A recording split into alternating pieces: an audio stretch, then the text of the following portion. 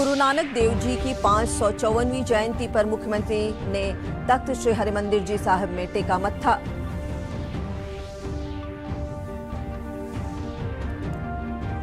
मुख्यमंत्री नीतीश कुमार ने कहा, जाति आधारित जनगणना से सभी वर्ग के लोग होंगे लाभान्वित।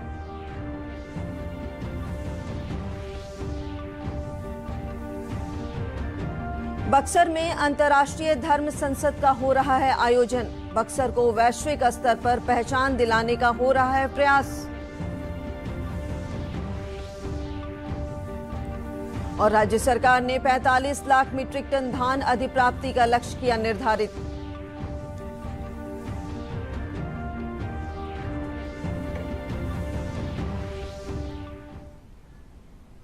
नमस्कार, मैं स्वस्तिका और अब समाचार विस्तार से। श्री गुरु नानक देव जी महाराज के 554वें जयंती के अवसर पर मुख्यमंत्री नीतीश कुमार ने तख्त श्री हरिमंदिर जी साहिब में मत्था टेका और देश और राज्य के लिए सुख शांति की कामना की। इस अवसर पर गुरुद्वारा प्रबंधक कमेटी की ओर से उन्हें उपहार स्वरूप सरोपा भेंट किया गया। इस अवसर पर श्री कुमार ने कहा कि पटना साहिब 10वें गुरु का जन्म स्थान है, जिससे इस जगह की धार्मिक और ऐतिहासिक महत्ता काफी बढ़ जाती है। जन्म हुआ कितना ये जगह महत्वपूर्ण जगह है, तो देखते हुए और सब जगह तो हम लोगों ने बनवा दिया। पहले से 10वें तक सब लोगों के पूरी जानकारी के साथ समझाना किया गया। हम लोग भी आएंगे और नई पीढ़ी के लोग सब लोग जानेंगे कि के बारे में तो सब लगे हुए हैं और काफ़ी अच्छा है। अब जो आएंगे आने में आप जानते हैं कि रखना पड़ता था। बढ़ते अगली खबर की ओर। मुख्यमंत्री नीतीश कुमार ने कहा है कि जाति आधारित जनगणना के बाद प्रदेश में आरक्षण के मुद्दे पर पुनर्विचार किया जाएगा। उच्चतम न्यायालय द्वारा ईडब्ल्यूएस के 10% आरक्षण को जारी रखने पर अपनी प्रतिक्रिया देते हुए श्री कुमार ने कहा कि जाति आधारित गणना के बाद प्रदेश में सभी जातियों के आर्थिक स्थिति का सही आकलन हो सकेगा। हो गया था, हम लोगों ने भी कहा था, सुप्रीम कोर्ट ने कर दिया है, वो तो ठीक ही है जो उसका हुआ। लेकिन अब बाकी जो है ना कि ये जरूरी है कि एक बार जाति आधारित जनगणना ठीक से हो जाए। तो जो लिमिटेड है 50%, अब उसमें शेड्यूल कास्ट और शेड्यूल ट्राइब, उनको तो हम लोग जो उनकी आबादी है उसके हिसाब से करते हैं, लेकिन बाकी ओबीसी और ईबीसी का है उनको आबादी के हिसाब से नहीं मिल पाता। तो इसीलिए जब वो 10% हो गया, बहुत अच्छा है, तो ये 50% का लिमिटेशन है, इसको बढ़ना चाहिए। बात करते हैं कार्तिक पूर्णिमा की। कार्तिक पूर्णिमा का त्योहार धूमधाम से मनाया जा रहा है। गंगा सहित प्रदेश के विभिन्न नदियों में श्रद्धालुओं ने आस्था की डुबकी लगाई। हाजीपुर के कोनहारा घाट पर श्रद्धालुओं की भारी भीड़ देखी गई। पेश एक रिपोर्ट। आता है कि कार्तिक पूर्णिमा के दिन गंगा नदी में स्नान कर समस्त पापों का नाश होता है और पुण्य फल की प्राप्ति होती है। आज सुबह से ही श्रद्धालुओं ने पटना के विभिन्न गंगा घाटों सहित प्रदेश के विभिन्न नदियों में स्नान कर दान पुण्य किया। आज कार्तिक पूर्णमासी है, आज का बहुत बड़ा महत्व है। गंगा स्नान करना चाहिए आज के दिन, उससे बहुत पुण्य होता है आदमी को। इसी के कारण आदमी गंगा स्नान करने के लिए आता है। बहुत दूर से बाहर से भी लोग आते हैं गंगा स्नान करने के लिए। गंगा और गंडक के संगम पर हाजीपुर के कोनहारा घाट पर दूर से श्रद्धालुओं ने स्नान ध्यान किया। इस स्थान का धार्मिक और पौराणिक महत्व है। कहा जाता है कि कार्तिक पूर्णिमा के दिन जब यहाँ गज और ग्राह की लड़ाई हुई थी, तो स्वयं भगवान विष्णु ने अपने भक्त गज की रक्षा की थी। तभी से यहाँ कार्तिक पूर्णिमा के दिन स्नान का विशेष महत्व है। आज ही से सोनपुर मेले की विधिवत शुरुआत भी होती है। यहाँ पर विशेष रूप से कार्तिक पूर्णिमा के शुभ अवसर पर यहाँ 10 लाख से अधिक श्रद्धालु लोग देश विदेश से, हर जगह से, साधु संत ऋषि मुनि विभिन्न राज्यों से, तीर्थों से आते हैं और स्नान पूजा पाठ करते हैं, गंगा सेवन करते हैं और विष्णु भगवान की आराधना करते हैं। कार्तिक पूर्णिमा के दिन दान का भी काफी महत्व माना गया है। कहा जाता है कि आज ही के दिन दान पुण्य करने से समस्त रोगों और पापों से मुक्ति मिलती है। ब्यूरो रिपोर्ट, दूरदर्शन समाचार, पटना। बक्सर में सनातन संस्कृति समागम राम राज की ओर और वामनेश्वर श्री राम कर्म भूमि तीर्थ क्षेत्र महाकुंभ तथा अंतर्राष्ट्रीय संत सम्मेलन शुरू हो गया है। इस 9 दिवसीय समागम में देश भर के संत भाग ले रहे हैं। इस आयोजन में बक्सर को वैश्विक स्तर पर पहचान दिलाने के मुद्दे पर चर्चा होगी। धार्मिक मान्यता है कि भगवान श्री राम और लक्ष्मण की प्रारंभिक शिक्षा बक्सर में ही पूरी हुई थी। कल पहले दिन केंद्रीय पर्यावरण और जलवायु परिवर्तन राज्य मंत्री अश्विनी चौबे ने भी इस सम्मेलन में हिस्सा लिया। सम्मेलन का उद्देश्य देश की गौरवमयी परंपरा और प्राचीन संस्कृति से लोगों को अवगत कराना है। बना था दीप का, वो मर्यादा पुरुषोत्तम राम के वेश में, और आज पुरुषार्थ राम के बीच में ताड़का को बंद करते हुए 11 लाख का जो दीप यहाँ पर दीप से विग्रह बनेगा, उनके आकृति का छवि का प्राकट्य होगा। आज से कुछ घंटे बाद तो उसको सचमुच में एक मनोहर अलौकिक दृश्य उपस्थापित होगा। दुनिया का रिकॉर्ड बनने जा रहा है और यह रिकॉर्ड जनता जनार्दन के आशीर्वाद से होगा। समाचारों का सिलसिला जारी रहेगा, लेकिन मिलते हैं एक छोटे से अंतराल के बाद।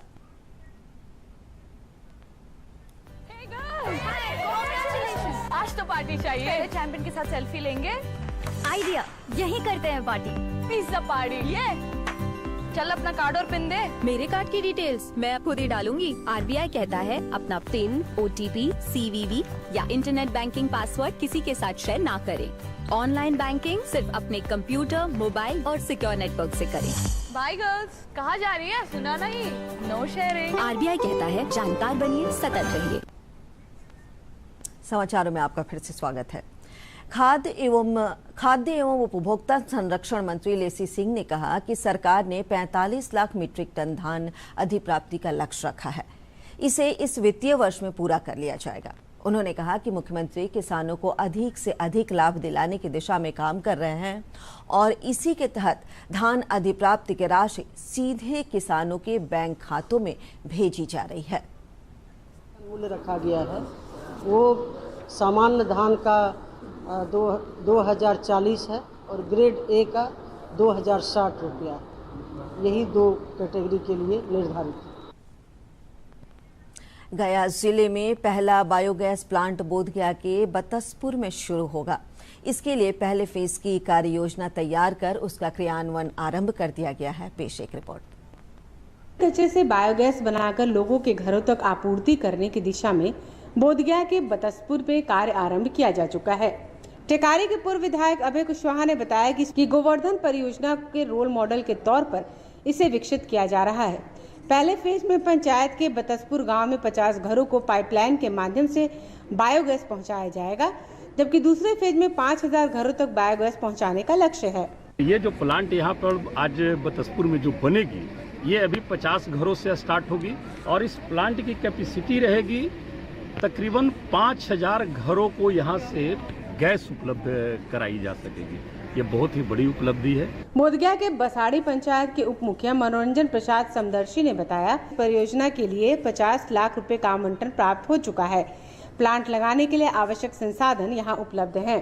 गोबर लेने का काम हम लोग करेंगे और गैस बदले में गैस हम लोग देंगे और वो पाइपलाइन के थ्रू सबके किचन में जाएगा और इसके साथ यहाँ के वातावरण को भी काफ़ी शुद्धिकरण होगा और साथ में हम लोग स्वच्छ लोहिया अभियान के तहत से WPO का भी निर्माण कराया जा रहा है, जिसमें कि घर घर कचरा लेने का भी प्रावधान है। तो ये 2 काम हम लोग यहाँ पे करने जा रहे हैं। इस योजना के माध्यम से गांव के किसानों और उनके परिवारों को आर्थिक और संसाधन लाभ प्रदान किया जाएगा। गया से प्रेम प्रकाश सिंह की रिपोर्ट, दूरदर्शन समाचार, पटना। कार्तिक पूर्णिमा और देव दीपावली के अवसर पर अररिया के परमान नदी तट पर विश्व हिंदू परिषद द्वारा महाआरती का आयोजन किया गया। इस अवसर पर अररिया सांसद प्रदीप कुमार सिंह सहित बड़ी संख्या में लोगों ने दीप जलाकर सुख शांति की कामना की।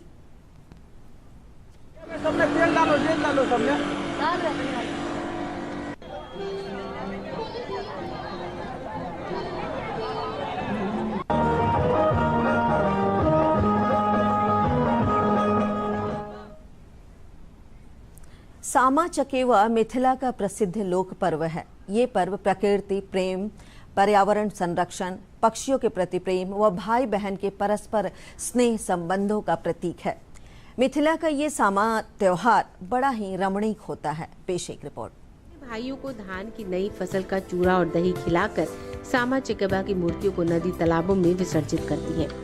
सामा त्योहार खासकर अपने भाई तथा स्वामी के दीर्घायु होने की कामना से मनाया जाता है।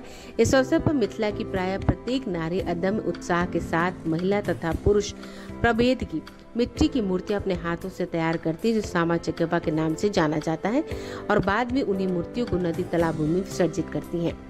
अररिया में यह त्योहार बड़े ही धूमधाम से मनाया गया। हम लोग भाई बहन का पर्व मनाते हैं, बड़ी खुशी से मनाते हैं, बड़ा उत्सव से। और अब 3 मिनट में 10 खबरें। उपराष्ट्रपति जगदीप धनखड़ 11 नवंबर से कंबोडिया के 3 दिनों के दौरे पर रहेंगे।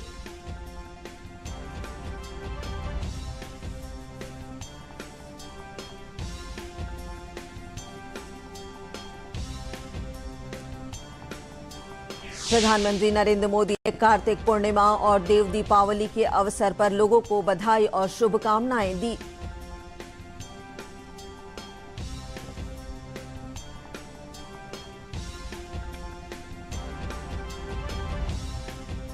विदेश मंत्री एस जयशंकर 2 दिनों की रूस की यात्रा पर हैं। यात्रा के दौरान व्यापार, निवेश, परिवहन सहित कई विषयों पर होगी चर्चा।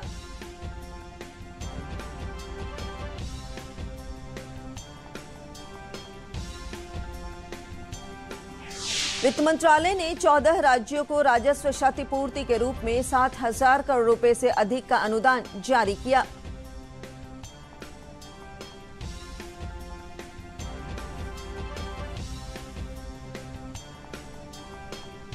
मुख्यमंत्री नीतीश कुमार ने शराबबंदी मामले में उच्च स्तरीय समीक्षा बैठक कर शराब आपूर्ति और बिक्री के खिलाफ अभियान चलाने का निर्देश दिया।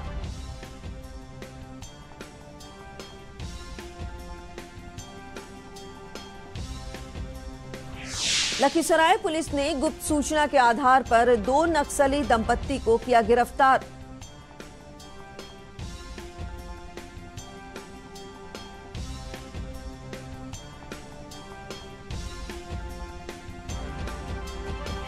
बिहार म्यूजियम में मशहूर चित्रकार संगीत गुप्ता के पेंटिंग्स की लगाई गई है प्रदर्शनी। महिलाओं के विकास और जीवन पर आधारित है पेंटिंग का थीम।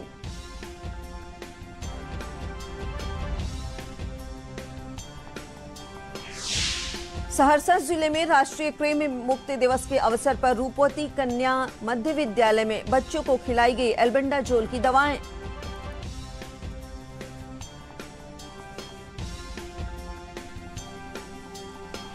पश्चिम चंपारण के रामनगर प्रखंड मुख्यालय में अवैध रूप से चल रहे नर्सिंग होम पर सिविल सर्जन के निर्देशानुसार हुई कार्रवाई। Nursing home seal.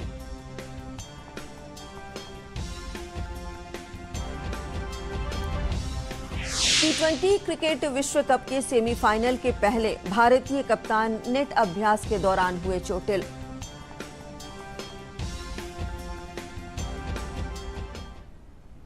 और अंत में मुख्य समाचार एक बार फिर। गुरु नानक देव जी की 554वीं जयंती पर मुख्यमंत्री ने तख्त श्री हरिमंदिर जी साहब में टेका मत्था।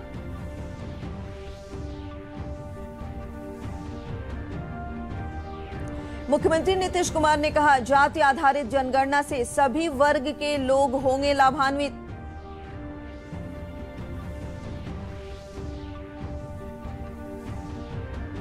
बक्सर में अंतर्राष्ट्रीय धर्म संसद का हो रहा है आयोजन। बक्सर को वैश्विक स्तर पर पहचान दिलाने का हो रहा है प्रयास।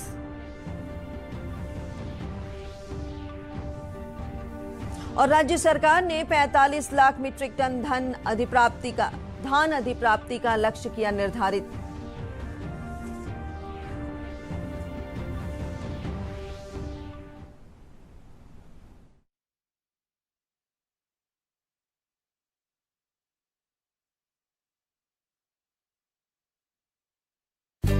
हमारा डेजर्ट आ गया पर हमारी चैंपियन नहीं आई अब तक। बिल भरने के पहले तो आएगी ना। सो गर्ल्स, क्या हो रहा है? बिल हो रहा है। चल अपना कार्ड दे।